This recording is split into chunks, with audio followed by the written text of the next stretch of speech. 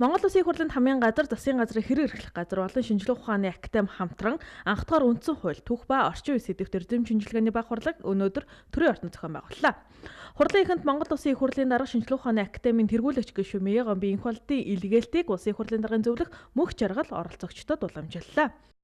1924 оны 11-р сарын 26-ны өдөр тохиосон энэ үйл явдлыг тухайн үед гаргасан хуулах бичигт Монгол язгууртанд хэдэн 100 оноос нааш үзэгдсэнгүй гайхамшигт хэрэг явдал болов хэмээн дүгнэж их зохиолч насагт орж үзэгдээгүй сонин гайхамшигт явдал болж олон ард түмний сэтгэлийг ихэд хөдөлгсөн хэмээн тэмдэглэн үлдээжээ.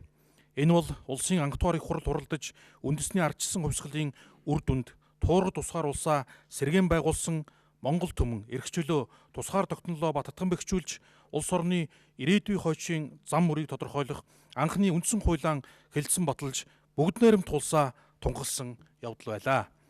Шинэ үндсэн хууль нь Монгол төрийн түүхнээ анх удаа хаант засаг, хамжлах төсвийг халж бүгд найрамдах засаглалыг сонгосон үндэсний ардчилсан өөрчлөлт, эрх зүйн чухал зарчмуудыг тунхаглаж төрийн байгуулалтын хувьд түүхэнд дэвшил болсон улс төрийн цоошин тогтолцоог хуульчлан баталгаажуулсан туурга тусгаар төр улсад дэлхий дахин зарласан түүхэн ач холбогдолтой баримт бичиг юм аа. Энэхүү эрдэм шинжилгээний баг хурлын үеэр шинэ үндсэн хууль нь Монгол Улсын газар шороо, хөрсөн доорх баялаг, ой мод, ан амтан нь ард түмний өмч хэмээн зарлаж, Азад анх удаа сонгогдох эрхийг хуульчлан, өрөнд орон дахнаас анх төрөнд эмэгтэйчүүдэд эрэгтэйчүүдийн адил тэгш эрхийг олгосон нь Монгол төдийгүй олон улсын улс төрийн амьдрал нийгмийг ардчлах үйлсэд цоошин үзэгдэл болсон гэдгийг эрдэмтэн судлаачид онцолж байлаа.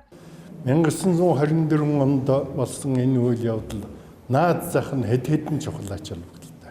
Монгол улс бол хэмжээгүй эрхэт хаан засгаас хэмжээт эрхэт хаан засагт, хэмжээт эрхэт хаан засгаас бүгд найрамдах засагт шилжиж орсон явдал бол яа харахгүй одоо том нийгмийн дэвшил байсан гэдгийг тэмдэглэх хэрэгтэй. Хоёрдугаарт Монгол улс түүхэндээ анх удаа үндсэн хуультай болж байна.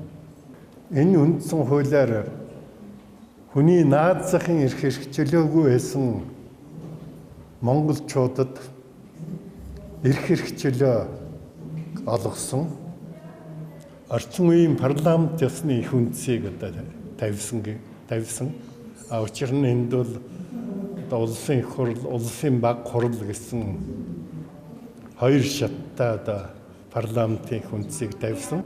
Монголчуудын үндсэн хууль засаглалын талаараа үзэл санаа бол өөрсөнд нь батнот байж. Жишээлбэл бодоо гихт чинь үндсэн хуульд хаан засаглалыг үзэл санааг дэмжиж ирсэн хүн байна. Ер нь тэрийг тогтоохыг оролдож ирсэн байна. Өөрийнхөө үзэн зохиол бүтээлд бол англи руу адил одоо энэ төрлийн байгууллагын зунаа зөвхөмжтэй байна гэж байна.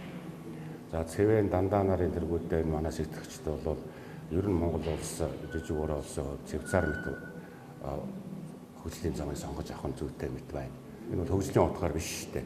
Энэ их гүрнүүдийн донд улс төр эдийн засгийн ямар бодлого явуул манад оновчтой байна гэдэгт харж олсон байна л та. Тэгээ энэ явцын тайлал болж энэ 1924 оны анх дугаар их хурлаар баталсан үндсэн хууль байгаа юм л та. Тэгээ энэ үндсэн хуулийн хамгийн том ач холбогдол бол энэ олон зуун жил тогтож ирсэн энэ амжилга ёсон дээр үндэслэн хаан засаглалыг халсан.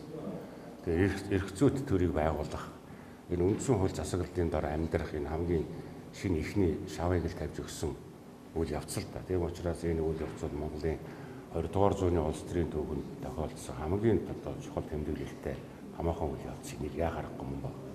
Энэхүү эрдэм шинжилгээний баг хуралд улс төр нийгмийн зүтгэлтэнгүүд, эрдэмтэн судлаачид оролцож анх дахь үндсэн хуулийн олд амжилт хийгээд 1992 оны үндсэн хуулийн талаар ярилцаж санал бодлоо солилцлоо.